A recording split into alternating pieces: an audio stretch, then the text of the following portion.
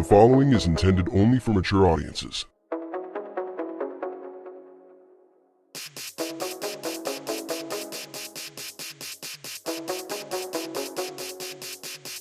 Open your ears and lube up your butthole. It's time for the What Do We Call It podcast. Now, here's your host. It's Jmann.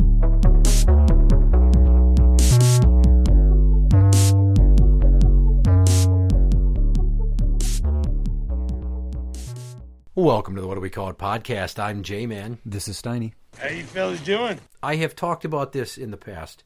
My frustration with children, specifically my own, but their age group right now. So, like Gen Z and older Gen A that are just starting to be closer around 10 years old.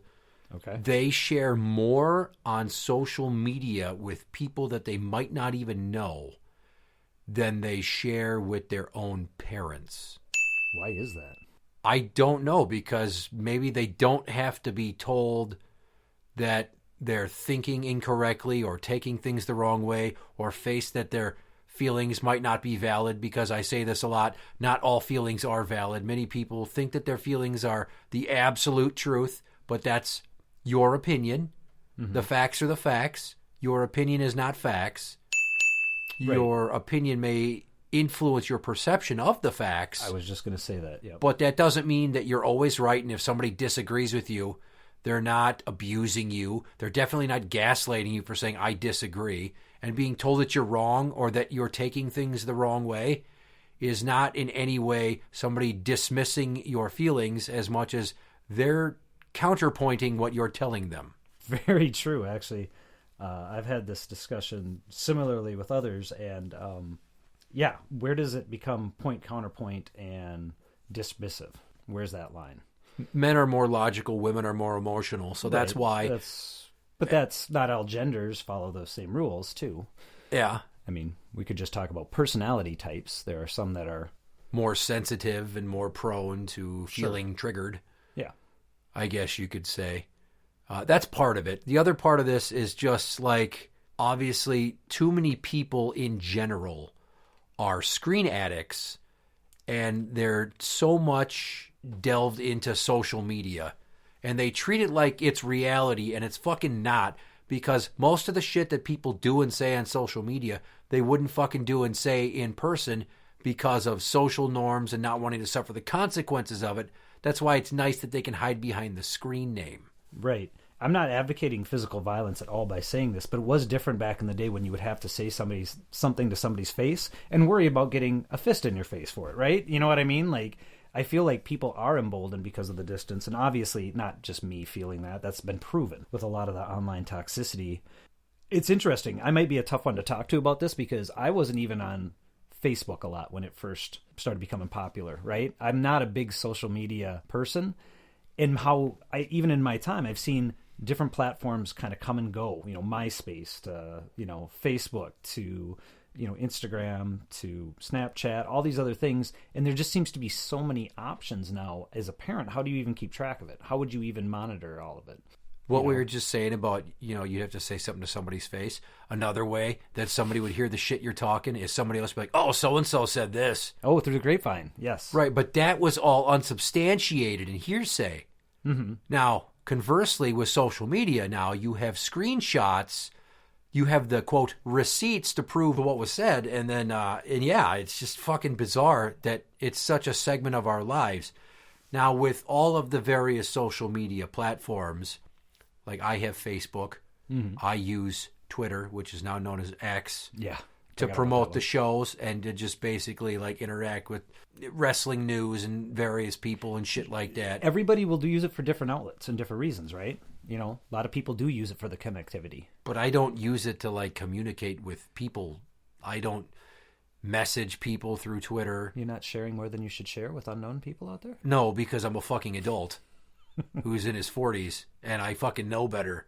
Yeah. Snapchat, I don't have. TikTok, I don't have. Instagram, I don't have. I only use my phone to call and text. Yeah. And this is where this episode is going. Okay.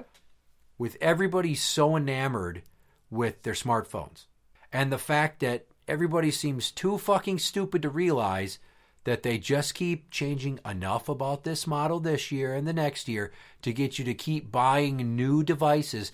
They're not made to last, so they want you to keep fucking buying and this constant cycle of upgrading.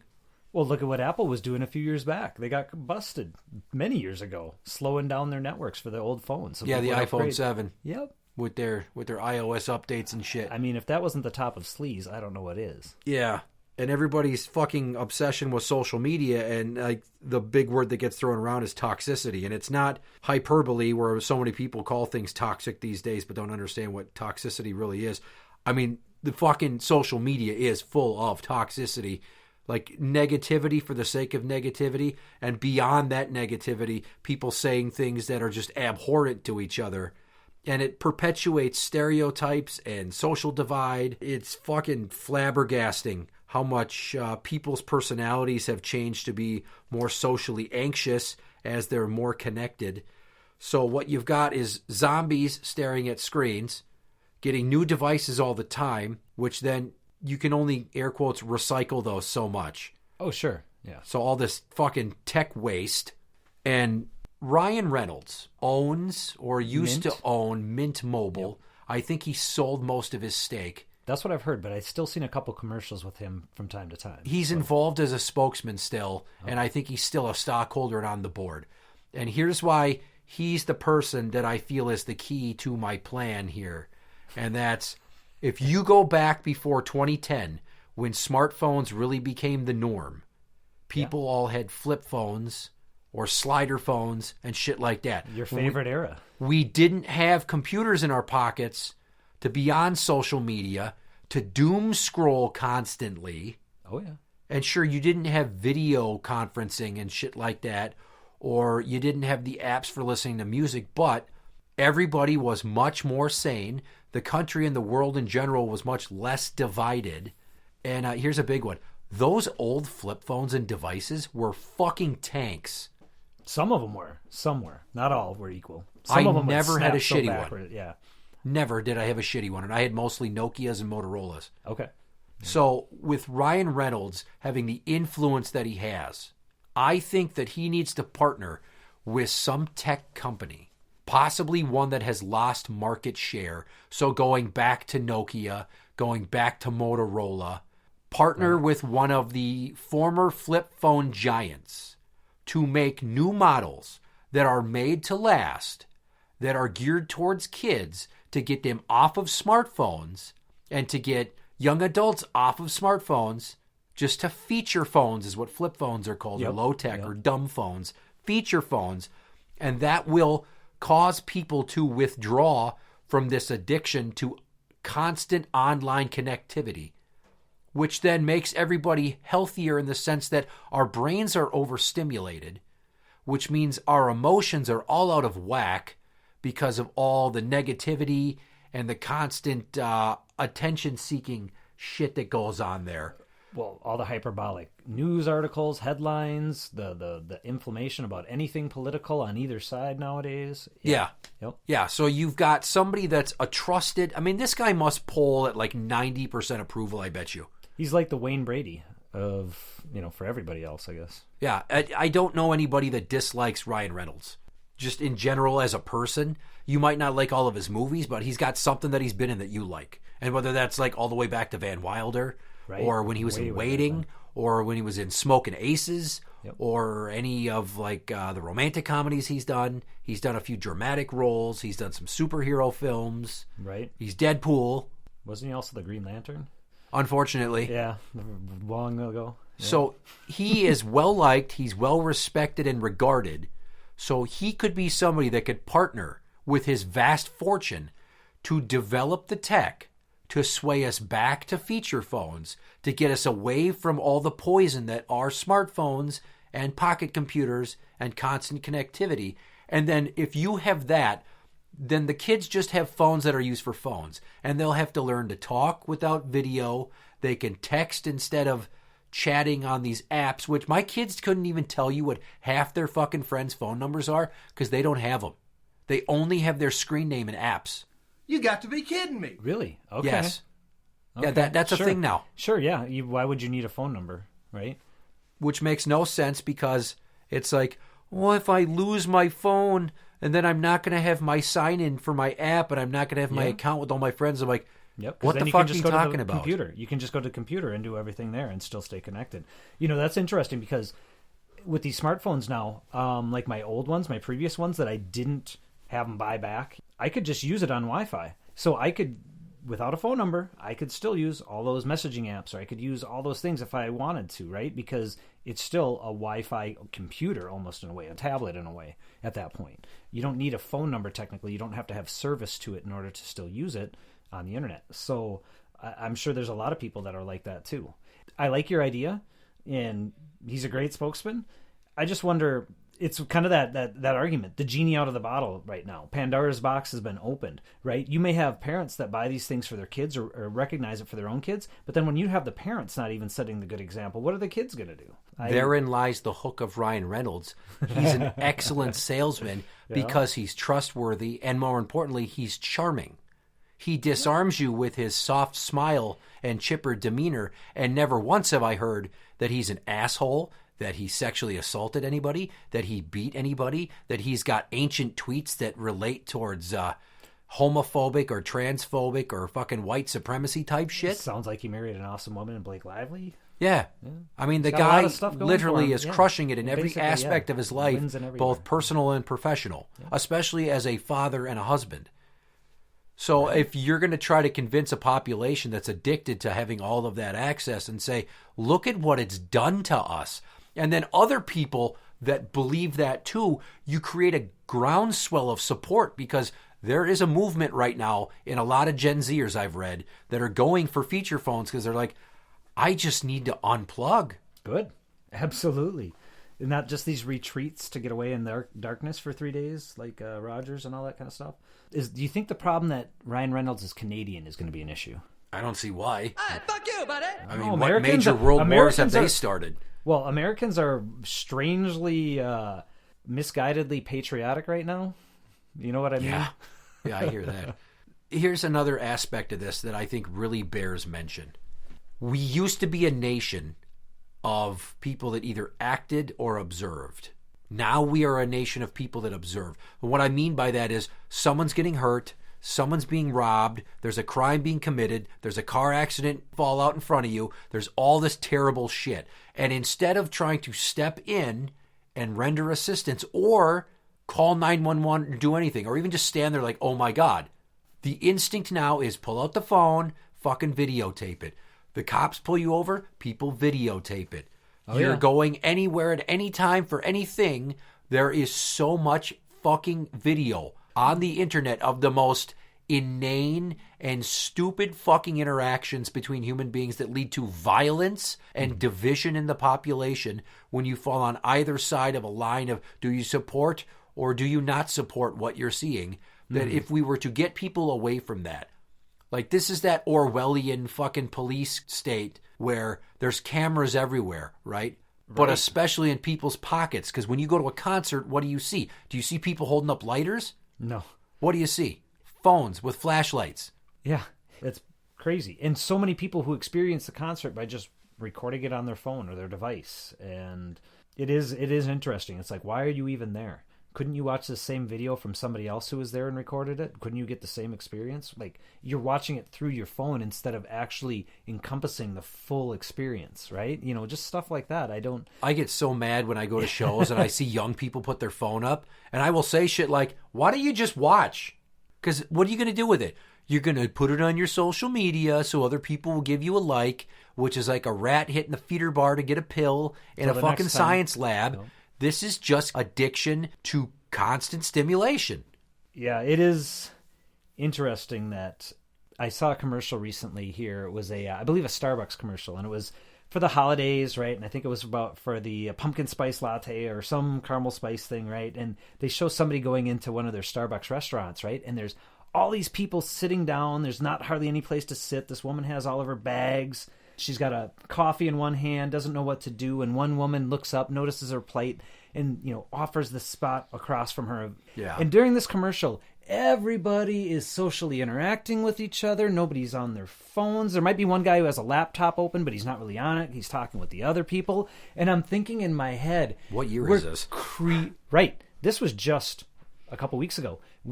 This is a narrative that doesn't exist anymore. No. Nobody sees this world when they go out. Everybody's down on their devices. Minimal interactions. You go to a restaurant, and where there's people waiting for this food to be picked up, they're on their phones. When there's people sitting there, could be having a conversation with each other, they're on their phones, right? You know, it's just, it's crazy to see. And I purposely unplug. If I'm there, like last night, I took my son to a wonderful street taco place over in New Hope called Arizona Taco Company. Mm-hmm. I don't care if I give him a shout out or not. He was there, and it was like, you know what? We're going to have a conversation. We're going to sit down and have a meal. I don't care that we're in a public place. Other people can hear our conversation. We're not here to be on our phones. I didn't spend this time to drive here to get dinner so we could just sit here and not talk, right? Real quick, is that the taco truck in the parking lot of the Domino's Pizza off of Zane Avenue in Brooklyn Park where the store is, where the guy called me a faggot that time? I think that was called the Margarita or something like that. It's an orange truck. Just trying to link the story, small world it there, but apparently it's not the same Domino's Pizza on Zane Avenue in Brooklyn Park where the driver called me a faggot that one time. It was not. Nope, but I know exactly which taco truck you're talking about, and they're very good as well. But this place is down 169 off of like 36th in New Hope. Okay. Now, conversely, I have to always try to present the opposing argument, right? Yeah. You said it. The toothpaste is out of the tube. Yes. When I'm with my kids and I'm at Cheapo, I'll be like, give me your phone real quick. If I see a CD, I think I know it, but I want to make sure it's what I think it is, I will quick listen to it.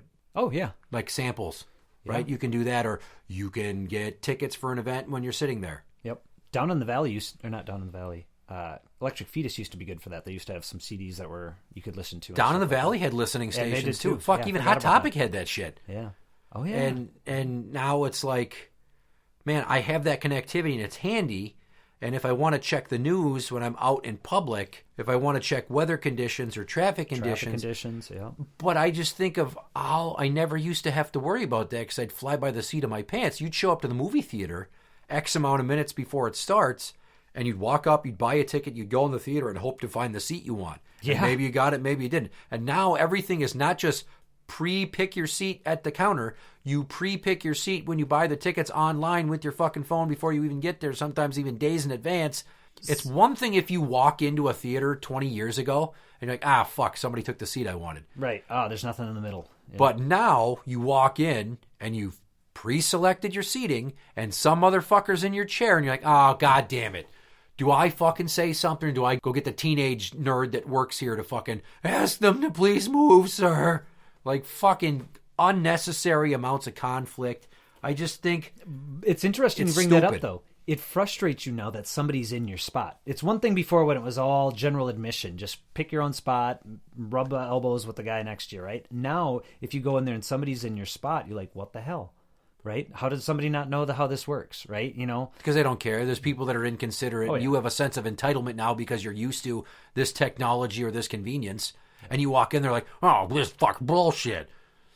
Yeah, everywhere you go. Back there. Yeah. Everywhere you go. Concert tickets are on our phones. And I don't have a smartphone, so I have to go to a concert with somebody that has a smartphone and either send them the email with the tickets or transfer the tickets to their email in their name so they have them when we get to the door. So I don't pull out my fucking grandpa phone with a picture of a goddamn QR code and they're like, it doesn't scan. And I'm like, fuck this world now. Technology is leaving you behind. The minute that these things became so powerful that they could do anything pretty much a laptop or tablet could do, it was over. It was game over for pretty much any other device. The screens have gotten bigger, the memory, the streaming capabilities, everything has gotten better. The pictures, right? The cameras are fucking nuts. Are insane. Now they're able to digitally update on the fly and replace faces and other pictures and all this kind of crazy stuff. Yeah. So, I mean, it's only going to get more crazy. And I don't know how you can see that, right? We can't see it because we can't understand it. But you think a lot of things, there'll be a plateau. I don't know if there will be with these, right? Well, eventually they're just going to be like wrist communicators, right? Well, yeah, right. Everything will be on your watch or something. Maybe an implant at some point now. Oh, Jesus Christ. That's where the show Black Mirror comes into play, where they show you the dark side of technology. Love and that's show. really what I'm saying here is it's like, I want my kids back. I need them to have the means to communicate with me, but I don't need them to spend all night lost in their fucking screens. Like my 13-year-old has a, air quotes here, girlfriend.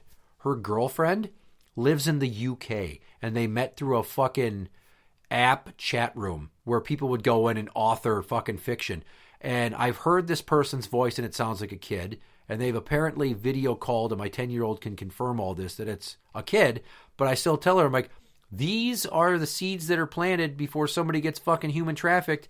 You could be getting deep fake catfished. They have voice changers. Sure. They have apps that can they show you a face of somebody else, and then when you talk into it, it shows you the face that it wants you or you want it to display. Well, and with streaming quality being low enough, that could hide some of those inconsistencies just well enough. Yep.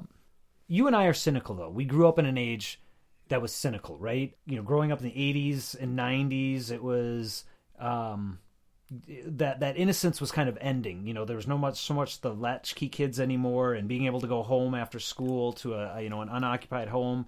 You know, the kids were getting abducted, so there was a bit of a loss of innocence, right? And so maybe we're just more cynical about what's out there because we've also encountered it. You know, pretty much from the infancy of the internet in the 90s all the way to now, we've seen the predatory tactics. We've seen how it goes bad, right?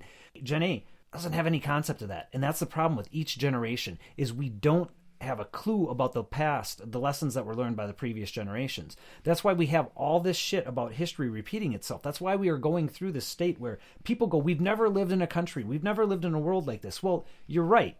There's no way we could have possibly ever lived in a world like this. Things are going to change from what they were in the 50s, in the 60s, in the 70s, and all this stuff. But we also forget that people were politically divided in the past. People killed and murdered each other over politics and rights and oppressing of rights of others. You know what I mean? So to say that we live in a time worse than any other is a little hyperbolic in my opinion as well. Don't get me wrong. We definitely have some major problems, and there's major things being exposed about our psyche. I think the prevalence of social media and that distance, that buffer that people can just say whatever they want, has exposed the fact that we are not as accepting as a country as I think we've led ourselves to believe. You know, the civil rights movement of the 60s, the suffrage movements and things like that, and gender equality and all these things that have been fought for so long, and people think we've made a lot of progress.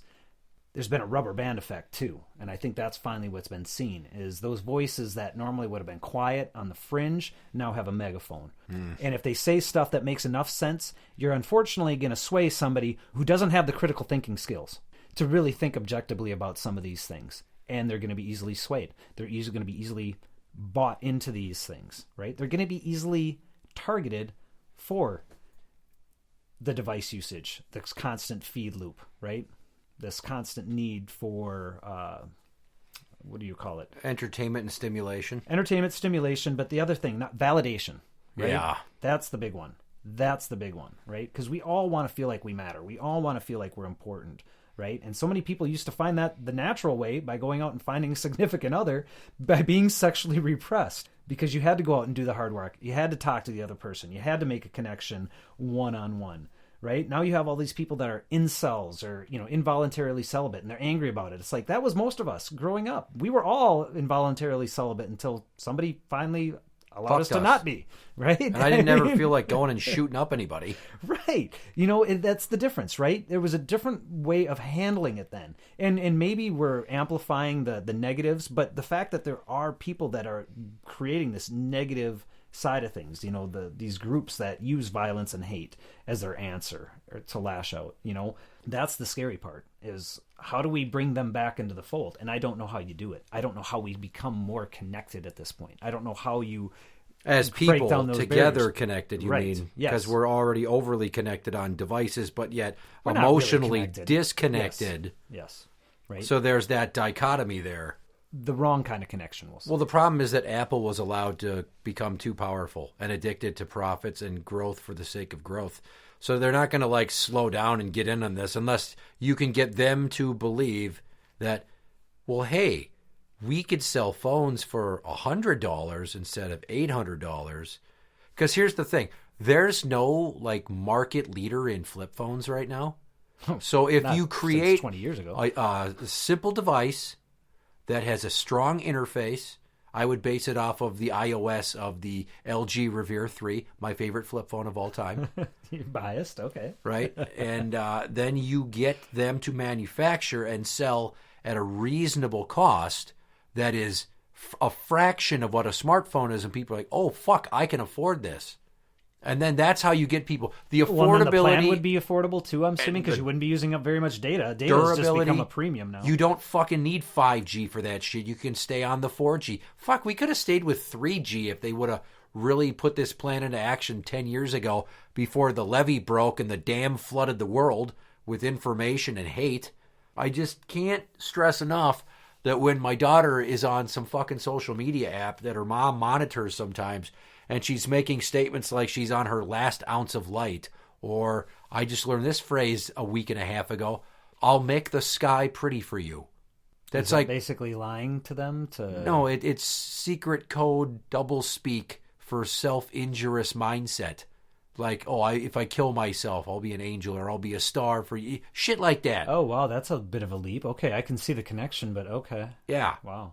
But obviously I need to be aware of this. Now, my big problem is them on their phones all the time. All the kids are on the phones all the time. Everything in society is on the phone, limiting interaction.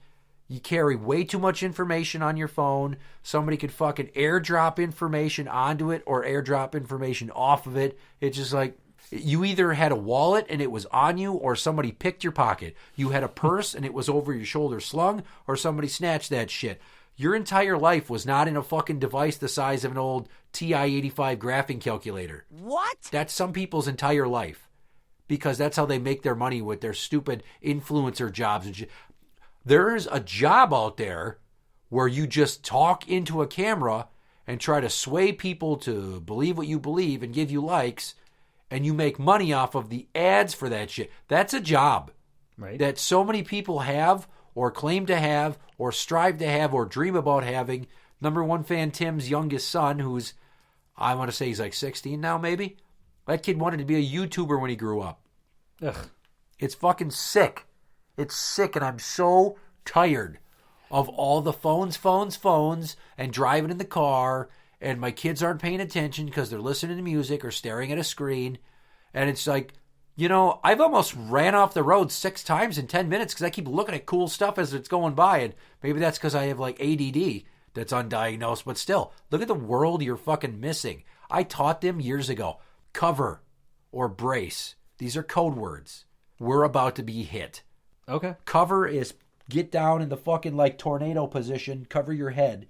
Brace is grab your neck with both hands and hold so you don't get whiplash. Yeah. Right? I taught my kids this almost militaristically, programming them, conditioning their minds for if they're riding in the car and shit's going to happen to mitigate the risk of injury. That's how my mind works. And now they're like, nah, scroll, TikTok, picture. Yay! So I had the joy of having a child learn to drive in this era. And my biggest fear was about the device and, you know, distracted driving and all this. And, you know, he supposedly was good about it, this and that. And then one day see him driving away from the house and he's on his phone.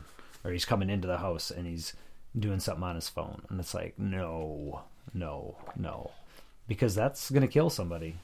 Possibly him. Yeah, you know? These fucking kids, they don't even know how to, like, talk on the phone while switching CDs and driving with the knee while eating a cheeseburger. I mean, all they know how to do is just touch screens. You don't even know how to fucking distracted drive for real, motherfucker. Right. We were so goddamn reckless in the 90s. Holy shit, I kid you not. They're like, Dad, how do you drive with a knee? I'm like, practice, motherfucker. I've been doing it for decades. Right. Well, let's see. I watched my dad doing it when I was a kid. So then when I became old enough to drive, I learned how to do it myself. Oh, I didn't notice my dad doing it very much because I was always staring out the window on account of the whole undiagnosed ADD. Oh. I was observing what's going on around me. Yeah, growing up in our age, you either had something to read, which was, unless it was a comic book, that would just give you a headache, you know, and yeah, you were just stuck watching out the window for hours. Yeah, if you didn't have a Disney Adventures magazine or a Goosebumps book. Something age appropriate. Or a Walkman that played tapes, cassette tapes, not CDs, not a Discman. a Walkman. Yeah. What's great about the Walkman too is you could record off the radio. You could record your own tapes, make your own mixtapes. You know? Yeah, and there was only minimal amounts of DJs talking over the intro to all the songs you wanted to You hear. didn't have to worry about buffering, streaming, not being anywhere. You couldn't have access to the internet to be able to hear your music. Another thing that bugs me about smartphones and the constant connectivity of the internet is porn. Now that you can have it at your hand right there at any point and any time, like just go into a public bathroom. Yeah, and you wonder how people get addicted to fucking porn. But, I mean, you remember when you used to have a spank bank? Okay, so what was yours? Like, in what medium? Are you talking magazines? Are you talking My DVDs? spank bank? Yeah, or just I'm talking mental mental spank bank okay. of every vagina I've rolled in and every sexual experience I've had, and I think about that and fucking jerk off. Well, right, that's... Okay, so I've heard this term used for, obviously, the mental one. I've also heard people refer to, like, their actual physical stash of porn, like back in the day in the 80s and 90s. I would call that a spank stash. Okay, porn stash. Yeah, a lot of people would call that. Okay. But these kids, they just have access to constant amounts of fucking porn, and I didn't have constant porn.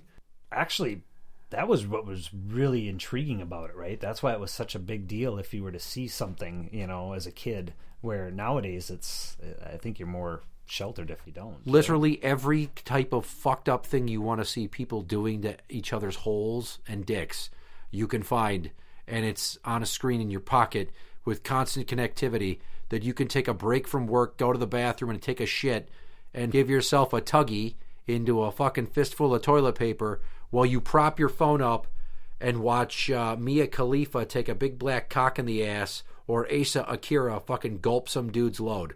What a world. So for the intended purpose of phones are not used for their intended purpose like at least 3/4 of the fucking time. I'm surprised we still call them phones, to be honest with you. Yeah, that's why I call them pocket computers, because that's what they fucking are, dude. Yeah. It's what they are. So I implore you, Ryan Reynolds, I will at you, I will tweet at you. I hope somebody gets this to you. Mint Mobile and somebody that makes flip phones, design one for all the parents who need their kids to have communication devices but don't want them to turn into screen zombies. And then help us take back the market share so that everybody is like, well, I don't have all these distractions on this thing. I'll just put it in my pocket because I'm not talking or texting. Hey, look at all these people to talk to and all these things to see and all this life to live in this fucking world that exists in real life, not in the screen where it's a controlled, sanitized version of reality that makes me feel nice all the time and doesn't have a thumbs down button for some fucking reason. Interact with the show on Twitter at What Do We Call It? That is at What Do We Call It? You can find us on Facebook at facebook.com/group/What Do We Call It Podcast Show. For the What Do We Call It Podcast, I'm Jmann. This is Steiny. And that's the end.